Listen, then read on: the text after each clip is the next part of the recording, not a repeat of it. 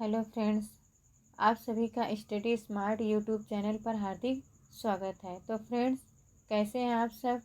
I hope कि आप सभी स्वस्थ होंगे, मस्त होंगे और अपनी प्रिपरेशन अच्छे से कर रहे होंगे। तो फ्रेंड्स, आज हम लोग संस्कृत व्याकरण के प्रत्येक टॉपिक को बिल्कुल बेसिक से आसान भाषा में और परीक्षा उपयोगी तरीके से पढ़ेंगे। साथ ही महत्वपूर्ण प्रश्न, ट्रिक और पिछले वर्षों के प्रश्नों पर भी चर्चा करेंगे ताकि आपकी तैयारी भी मजबूत हो सके। तो चलिए स्टार्ट करते हैं। आपका पहला क्वेश्चन दिया हुआ है। क्वेश्चन नंबर 1 है आपका, रिवर्णस्य क प्रभेदा। रिवर्ण के कितने प्रभेद होते हैं। ठीक है, आपसे क्वेश्चन किया हुआ है कि रिवर्णस्य क प्रभेदा, यानी क्वेश्चन नंबर 1 आपका रिवर्णस्य का प्रभेदा। तो रिवर्ण के कितने प्रभेद होते हैं। तो रिवर्ण के कितने प्रभेद होते हैं दोस्तों। तो रिवर्ण के आपके 18 प्रभेद होते हैं। कितने होते हैं। 18 होते हैं। ठीक है, तो ये आपका सी सही होगा। नेक्स्ट आपसे पूछ रहा है, रिवर्ण के प्रभेद होते हैं। रिवर्ण के कितने प्रभेद होते हैं, यानी रि जो वर्ण है उसके कुल 12 प्रभेद होते हैं। कितने होते हैं। 12 प्रभेद होते हैं। नेक्स्ट क्वेश्चन आपसे पूछ रहा है, नायकः। नायकः में कौन सी संधि है। तो नायकः में आपकी स्वर संधि है। और स्वर संधि में भी कौन सी संधि है। तो स्वर संधि में भी आपकी अयादि संधि है। तो इसमें क्या होता है, अय को आय हो जाता है। तो आपका कौन सा इसमें है, ने धन अकह, ना धन अकह, नय धन अकह, नो धन अकह। तो आपका कौन सा सही हो जाएगा। Option number C. कौन सा सही होगा। ऑप्शन नंबर सी सही होगा।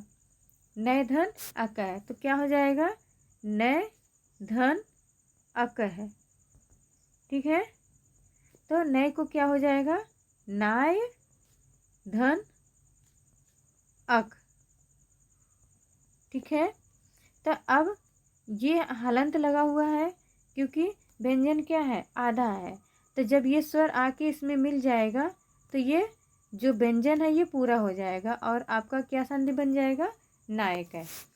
ठीक है, इसी तरह से नेक्स्ट क्वेश्चन आपसे पूछा हुआ है, शिवोश्चर्य का संधि विच्छेद क्या होगा। ठीक है, शिवोश्चर्य का संधि विच्छेद क्या होगा। शिवोश्चर्य का संधि विच्छेद शिवः धन आचार्य होगा, शिवस धन आचार्य होगा, शिवो धन आचार्य होगा, शिवा धन आचार्य है। तो इसमें ये आपकी व्यंजन संधि है। जब व्यंजन संधि है तो इसमें आपका क्या हो जाएगा, शिवस धन आचार्य। क्या हो जाएगा, शिवस धन आचार्य, यानी आपका बी सही होगा।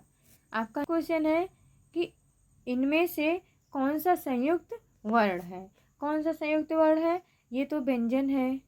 ठीक है, प व्यंजन हो जाएगा, ज भी व्यंजन है, ड भी व्यंजन है, लेकिन संयुक्त व्यंजन कौन सा है।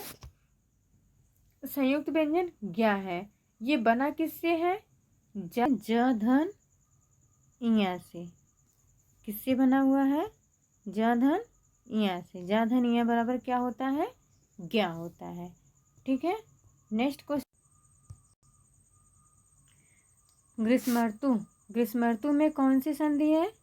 ठीक है, इसको देखते हैं। ग्रीष्म ऋतु में आपकी गुण संधि है। कौन सी संधि है, गुण संधि है, क्योंकि ग्रीष्म धन ऋतु, क्या संधि विच्छेद हो जाएगा, ग्रीष्म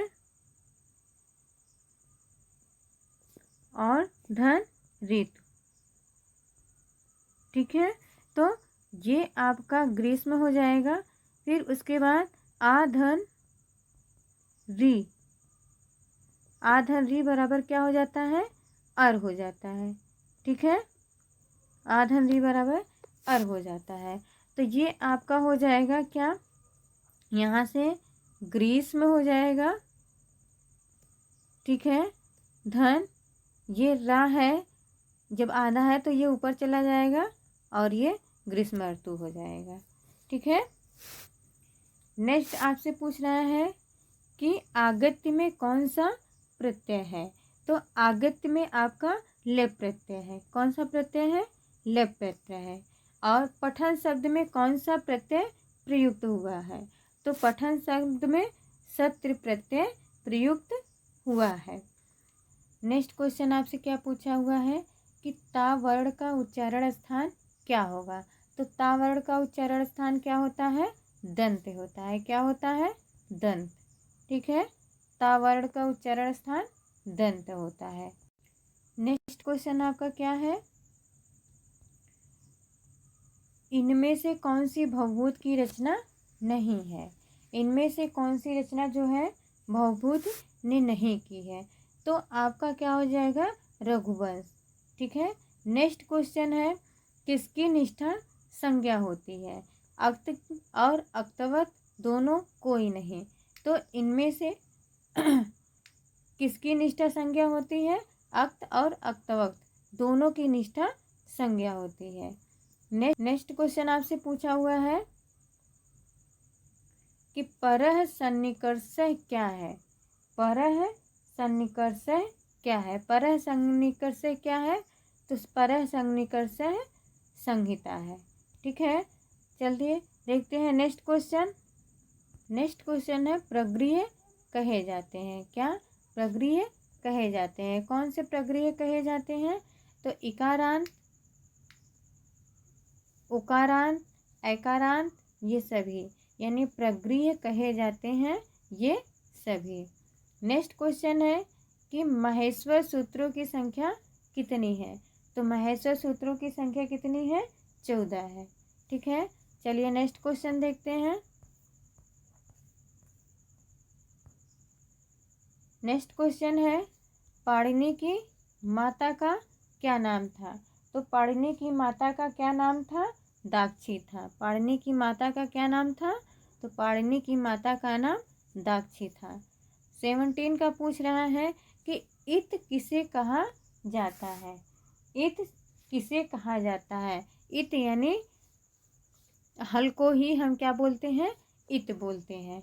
इत संज्ञक सूत्र है। इत संज्ञक सूत्र क्या है, हलंत्यम है। नेक्स्ट है, कुल प्रत्याहार है। यानी आपसे पूछा जा रहा है कुल कितने प्रत्याहार हैं। तो कुल 42 प्रत्याहार है। नेक्स्ट क्वेश्चन कह रहा है कि माहेश्वर सूत्र का प्रयोजन क्या है। ठीक है, इसको थोड़ा ऊपर करते हैं। माहेश्वर सूत्र का प्रयोजन क्या है। तो माहेश्वर सूत्र का प्रयोजन है प्रत्याहार का निर्माण करना। किसका निर्माण करना, प्रत्याहार का निर्माण करना। नेक्स्ट क्वेश्चन है आपका,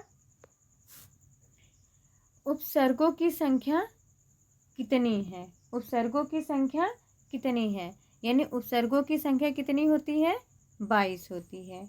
नेक्स्ट पूछ रहा है कि पुराणों की संख्या कितनी होती है। ठीक है, पुराणों की संख्या कितनी होती है। तो कितनी होती है, 18 होती है। चलिए नेक्स्ट क्वेश्चन देखते हैं। नेक्स्ट क्वेश्चन हमारा क्या पूछ रहा है कि अस्मत् शब्द का चतुर्थी एक वचन में के रूप क्या होगा। यानी अस्मत् शब्द का चतुर्थी एक वचन में रूप क्या होगा। तो अस्मत् शब्द का चतुर्थी एक वचन में रूप क्या हो जाएगा, मह्यम। क्या हो जाएगा, मह्यम हो जाएगा। नेक्स्ट क्वेश्चन पूछ रहा है कि तिलक मंजरी, क्या, तिलक मंजरी किसकी रचना कृति है। तिलक मंजरी किसकी रचना कृति है। तो तिलक मंजरी किसकी रचना है, धनपाल की रचना है। नेक्स्ट है कि नदी का, नेक्स्ट क्वेश्चन पूछ रहा है नदी शब्द का तृतीय बहुवचन का रूप है। नदी शब्द का तृतीय बहुवचन का रूप क्या है, नदी है। नेक्स्ट क्वेश्चन की तरफ चलते हैं।